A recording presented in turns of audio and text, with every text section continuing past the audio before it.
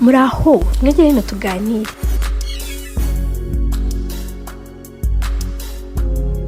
Ibikombe 27 bya shampiyona y'icyiciro cya mbere birimo ibirenga 5 itwaye yikurikiranya gusohokera igihugu mu marushanwa nyafurika by'umusubirizo, kwegukana uruhuri rw'ibikombe bikinira imbere mu gihugu birimo by'ubutwari, iby'agaciro n'ibindi bigwi byinshi warondora kugeza izuba rirenze, ku buryo nta kabuza rwose ukumvishe atashidikanya kwizera ko uri kuvuga ikipe y'igihugu. Ndetse kuri ubu bisa nk'aho impaka z'urusha undi hagati yabimariyemo iyi kipe y'Ishyorongi n'abo mu Nzove bisa nk'aho zenda gucika, nubwo burya umugozi uri mu nzu utajya uba icyo uhambira. Nabo ntibabura ingingo z'akajomba bugabo batambikamo rwose, ndetse bakanazibapyinagarisha bababwira ko mu gihe batarasha agahigo nk'ako baciye bazakomeza kuba hasi yabo niyo batwara ibikombe 100 byikurikiranye. Ingingo yo kuba Rayon Sport yarageze mu matsinda y'irushanwa mpuzamahanga rya CAF iri mu zikunzwe kwireguzwa n'abafite inkomoko imwe ya Nyanza ngo tazinduwe no guhanganisha amakipe, ariko uyu munsi ntore bujye kure y'ijambo irushanwa mpuzamahanga. Irushanwa mpuzamahanga nta n'impamvu turaza kugitsaho cyane irenze kuba rwose riza mu marembo riza kubera munsi y'urugo hano iwacu mu Rwanda, nk'ubu kuva tariki 24 Nyakanga kugeza tariki 7 Kanama 2026 amaso y'abakunzi b'umupira w'amaguru mu Rwanda azaba hanzwe kuri stade Amahoro ahagiye kubera CECAFA Kagame Cup. Uyu munsi reka tuganire kuri APR FC, kuri ikipe y'ibigo bidasanzwe yambara umweru n'umukara twahereyeho mu ntango izaserukana bimwe byo guhigana ubutwari n'ikipe ya Gormahia yo muri Kenya. Mbere yuko rwambikana ariko hari urujijo rwuje ibibazo bikomeye bisigaye mu mitwe y'abakunzi b'ikipe birimo Ese APR FC nyuma y'umwaka nyuma y'iminduka yakoze ku isoko ry'abakinnyi no kongera imbaraga mu ikipe yayo ifite ubushobozi guhegukana igikombe iheruka mu myaka irenga 15 ishize. Kugira ngo tubisubize tugomba kureka kwirebera gusa ibiri imbere n'inyuma y'amarido akinze ku miryango n'amadirishya y'inzu yabereyemo umukino umwe wa gitinyiro, tukinjira mu rugendo APR FC imaze amezi menshi go kwiyubaka kuva ku bayobozi bashaka ko iyi kipe iba imbaraga zihoraho muri Afurika, kugeza ku bakinnyi bashya bagomba kongera amaraso mashya mu ikipe, ese n'umutoza Taleb Abdurrahim ukomeje kuba umushinga wamaze gutangira gutanga umusaruro. Ikaze Gidi Joyce Gakomba.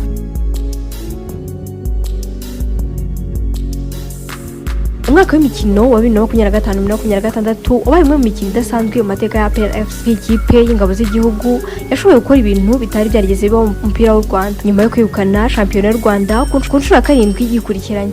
APR FC yashyizeho amateka mashya ko mbere yaho nta yindi kipe yari yarigeze itwara ibikombe 7 byikurikiranya mu Rwanda. Ibi byaje byiyongera ku kindi gikombe cy'amahoro ndetse na Ferwafa Super Cup, ibintu byatumye APR FC isoza umwaka ifite ibikombe 3 ibyo mu mupira w'amaguru bakunze kwita treble. Ntabwo byari gusa ikibazo cyo guterura igikombe, ahubwo byari ikimenyetso cy'uko ikipe yari maze igihe yubaka uburyo bwo gukina no gutsinda. Mu birori byo kwizihiza ibyo bikombe ubuyobozi bwa APR FC bwagaragaje ko ibyo yari bagezeho bitari iherezo ahubwo ko ari intangiriro y'urugendo rurerure rwo kongera kuzamura ikipe ku rwego mpuzamahanga. Kugeza aha ubutumwa bwari busobanutse. APR FC ntishaka kubaka ikipe ikomeye mu Rwanda gusa, ahubwo ishaka kongera ku ikipe ishobora guhangana no gutsinda hanze y'igihugu. Kandi CECAFA Kagame Cup ni imwe mu ntambwe z'ingenzi muri uwo mushinga kuko ari amarushanwa APR FC imenyereye, ariko ikaba inashaka kongera kwitwara nyuma y'imyaka itari mike idakora ku gikombe. Iyo urebye amateka ya APR FC muri CECAFA Kagame Cup ubona ikipe itaramushyitse muri iri rushanwa. Iyi kipe ifite ibikombe 3 bya CECAFA Kagame Cup yatwaye mu myaka 2004, 2007 na 2010, ndetse ibyo bikombe byagiye biboneka ubwo irushanwa ryaberaga mu Rwanda. Ariko nubwo ifite amateka meza hari ikibazo cyagiye gikurikirana APR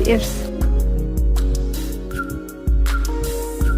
Kuki twari irushanwa ryo mu karere ariko ikabura kubisubiramo mu myaka ya vuba, ushobora kugira ngo ndugutebya kugeza igihe ngo yarengera za vuba di. Muri 2024 APR FC yaheze ku mukino wa nyuma wa CECAFA Kagame Cup ariko itsindwa na Red Arrows yo muri Zambia. Mu 2025 yari yasezerewe muri kimwe cya kabiri kirangiza nyuma yo gutsindwa na Al Hilal yo muri Sudani ibitego 3-1. Bamwe mu banyamupira tuganira babwira ko rwose cy'ubizingero utakagombye kwirirwa ukomeza kwiruhiza ubusa, ahubwo ko ibi byerekana ko kuba ikipe ifite izina rikomeye bitajyagije gusa. Noneho mu gihe CECAFA Kagame Cup yamaze kubirushanwa irimo amakipe afite ubushobozi n'ubwiza budasanzwe abakinnyi n'abatoza, bikaza bikubitiraho ko kuri ubu harimo ibihangangiye muri aka karere nka Simba SC yo muri Tanzania, Al Hilal yo muri Sudani, Vipers yo muri Uganda, Gormahia yo muri Kenya n'andi makipe afite intego yo kwigaragaza. Niyo mpamvu APR FC y'uyu mwaka yabyo muri irushanwa idashaka gusa kwitabira ahubwo ishaka kugaragaza impinduka yakoze mu makipe zishobora kwifasha kongera gutera igikombe. Uti niziye impinduka yakoze itakoze mu myaka ishize kari mu gitangazamakuru ry'Inyarugenge mu kabiriza ibintu. Kimwe mu bintu byakuriye amatsiko menshi muri APR FC muri uyu mwaka n'ubyitwe ku isoko ry'igura n'igurisha ry'abakinnyi. Nk'ubu nyuma yo gusoza umwaka ifite ibikombe 3 iyi kipe ntabwo yahisemo kwicara gusa ngo yiringire abakinnyi arifite n'ubwari n'abayiteye umugongo turaza kubona, ariko yahisemo kongera amaraso mashya kugira ngo ikomeze kuzamura urwego. Ku ikubitiro APR FC yasinyishije abakinnyi batandukanye barimo umunyakote d'Ivoire Amani Kodiokan Michel rutahizamu wari umaze kuba umwe mu batsinze ibitego byinshi muri shampiyona y'igihugu cye, ndetse abayobozi b'ikipe bemeza ko rwose azanye ubuhanga bwo gukina ku mpande no gufasha ikipe mu busatsi. Uyu mukinnyi w'imyaka 27 mu kipe y'ingabo z'igihugu yatangaje ko yibutse ku 6 tariki 20 Kamena rutahizamu ukina unyuze mu mpande by'umwihariko ibumoso, wasinyiye amasezerano y'imyaka 2 yakiniraga Afadje Kwano yo mu cyiciro cya mbere muri Cote d'Ivoire, akaba ari nawe watsinze ibitego byinshi muri shampiyona aho yatsinze ibitego 17. Hari kandi myugariro Maduzone ukomoka muri Burkina Faso avuye muri TP Mazembe yo muri Repubulika Iharanira Demokarasi ya Kongo, umukinnyi utegerejwe kongera imbaraga cyane cyane nyuma yo gutandukana na Nigena Clement wari umwe mu nkingi z'ikipe mu myaka ishize. Mu kibuga hagati APR FC yongeyemo Mamadou Traoré ukomoka muri Mali nyuzana ubunararibonye n'ubushobozi bwo guhuza umukino, ndetse na Ruguza Jean Pierre wari ukomeje kwigaragaza muri Gicumbi FC yamanutse mu mwanya ushize w'imikino. Ntugire ngo yirengagije igice kizamu cyabereye agasubyo mu mwaka ushize nyuma yo kudahozaho kwa Ishimwe Jean Pierre na Pavé Tizila waje kurenga akigera mu nzove naho nta mareka bigi. Ekipe yazanye Hernand Silwan ukomoka muri Mozambique, umunyezamu ufite uburambe bwo gukina ku rwego rwo hejuru. APR FC kandi yanasinyishije abakinnyi 4 baturutse mu Intare FC ku masezerano y'igihe kirekire. Abo bakinnyi imwumva neza Tumusifu ukina hagati mu kibuga, Ndungutse Asmani ushobora gukina nka nimero 8 cyangwa 10, Bana Etienne ukina satira anyuze ku mane, ndetse na Mudahigwa Christian ukina mu izamu. Amakuru avuga ko abakinnyi bose basinyishije amasezerano y'imyaka 5 muri ro gukomeza kubaka ikipe izafasha APR FC guhatanira ibikombe bitandukanye mwaka utaha w'imikino. Bari kongera imbaraga y'ikipe, abakinnyi bafite indi nyungu ikomeye kuri APR FC kuko bose bari munsi y'imyaka 21. Ibi bihuye n'amabwiriza ya BK Pro League 2026-2027 asaba buri kipe kugira nibura abakinnyi 3 bari munsi y'imyaka 21 mu bakinnyi bayo b'ingenzi. Ariko kongera abakinnyi bashya si byo byonyine byubaka ikipe. APR FC yanakoze ku bijyanye no kugumana abakinnyi b'ingenzi yari isanzwe ifite, yangiye amasezerano ko Nshimiyimana Yunusu na Byiringiro Jean Gilbert, ndetse ikomeza kubakira ku bakinnyi nka Ronald Sekiganda, Jibril Otara na William Togi. Icy'ingenzi kurushaho nuko ikipe yagumanye umutoza Taleb Abdurrahim, umutoza wafashe APR FC kwegukana ibikombe 3 mu mwaka, nubwo hari abatanyurwa n'imikinire mu kibuga bakamushinja gutsinda kuri burembe n'umupira utaryoheye ijisho nk'uko Umurandi afatwa nk'icabwenge muri ruhago igezweho kuri ubu. Johan Cruyff yabihamijwe ku rupapuro rwa 65 rw'igitabo cye yise My Turn A Life of Total Football. Ngo buriya umupira w'amaguru ikipe ikomeye ntabwo yibakwa gusa n'abakinnyi, yibakwa n'icyo yise umutekano w'umushinga. Ku APR FC ukomeza kugumana Taleb ni kimwe mu byerekana ko ikipe ishaka gukomeza ku murongo umwe. Uyu mutoza ukomoka muri Maroc yageze muri APR FC afite inshingano zo gukomeza guteza imbere ikipe yari ifite amateka yo gutwara igikombe mu Rwanda, ariko ikagira ikibazo cyo kwigaragaza kuri uwo mpuzamahanga kandi yashoye akayabo ku isi. Mu mwaka we wa mbere yashoboye gutwara ibikombe 3, ariko igipimo nyacyo cy'ubushobozi bwe kizagaragara mu marushanwa ya CECAFA Kagame Cup na CAF Champions League. Ntabwo azapimwa gusa ku bikombe byo mu Rwanda, ahubwo azapimwa ku bushobozi bwo guhangana n'amakipe afite uburambe bwo hanze. Kuri ubu afite ikipe ifite uburambe n'uruvange rw'abakinnyi bashya ndetse n'abasanzwe bazi umwuka wa APR FC. Ibirebye uko APR FC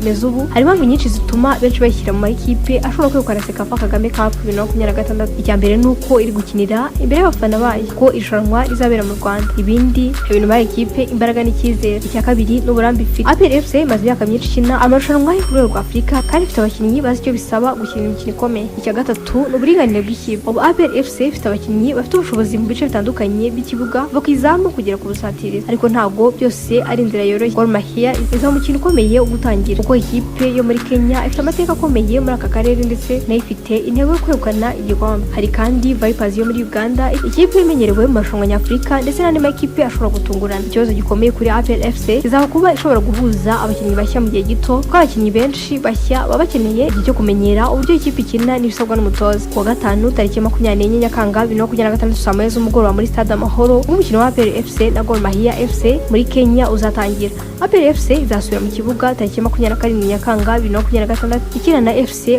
Garde Republicaine saa 12 z'umugoroba muri Kigali Pele Stadium. Hanyuma isoza imikino yayo y'amatsinda tariki 30 Nyakanga 2026 ikina na Vipers SC saa 1 z'ijoro muri Stade Amahoro. ubwo kandi twagiye tutababwiye ko imikino ya kimwe cya kabiri izakinwa tariki ya 4 Kanama 2026 muri Kigali Pele Stadium, naho umukino wo guhatanira umwanya wa gatatu n'umukino wa nyuma ikinwe ku wa 7 Kanama 2026 muri Stade Amahoro. Muri kimwe cya kabiri ikipe ya mbere mu itsinda B izahura n'ikipe ya mbere mu itsinda C, naho ikipe ya mbere mu itsinda A izahura n'ikipe izaba nziza mu makipe yabaye ya kabiri mu matsinda yose. Ngayo nguko rero isangwa ari mu mahoro. Ngewe Joyce Kakumba. Gukurikiye imbuga nkoranyambaga zacu, like, share, comment na subscribe.